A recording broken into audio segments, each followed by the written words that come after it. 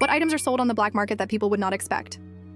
When I was in college, I worked part-time at a small family-owned shipping store. It wasn't glamorous, mostly printing boarding passes for people who didn't know how, mailing birthday gifts for grandparents, and occasionally helping someone pack fragile porcelain cats. Very small-town stuff. One Thursday afternoon, about an hour before closing, a guy walked in with a cardboard box that had clearly seen better days. It was covered in layers of duct tape and handwritten fragile on the sides, like someone had gone a little too wild with a Sharpie. He was sweating even though it was chilly outside and kept glancing up at our security camera like it was personally judging him. He asked for overnight shipping, and here's the weird part. He wanted no tracking updates sent to the recipient. Our system doesn't usually work like that, so I told him it wasn't possible, and he got strangely insistent. Then, when I set the box on the scale, it felt way lighter than I expected. Curiosity got the better of me, and because our policy required inspecting certain high-value or fragile shipments, I asked what was inside. He hesitated for a full 3 seconds before muttering, "Typewriters." Now, I'm not sure what reaction he expected from me, but I definitely laughed. I mean, typewriters? Who in 2024 is shipping typewriters overnight like they're crown jewels? But when I opened the box per policy, I stopped laughing. Inside were 2 perfectly preserved, very old Soviet-era typewriters, wrapped carefully in cloth. They looked like something a Cold War museum would display. He noticed my surprise and quickly explained. These weren't just antique collectibles. They had unique mechanical fingerprints, meaning each typewriter had tiny variations in how the letters appeared on paper. Back in the Cold War, intelligence agencies tracked and identified documents by the exact typewriter that had produced them. Apparently, these specific models were in demand for some very specific, and not entirely legal, purposes. Forgers use them to create authentic old documents. Some collectors want them for espionage memorabilia, and in darker corners of the internet, people pay thousands for them because they can be used to fake historic contracts, wartime communications, even lost letters from famous people. The guy paid in cash, left quickly, and when I looked up the typewriter models later, sure enough, forums were selling them for insane amounts, with private buyers-only notices. I honestly never would have guessed that something as boring as a typewriter could be part of an underground trade. But yeah, the black market is weirder than people think.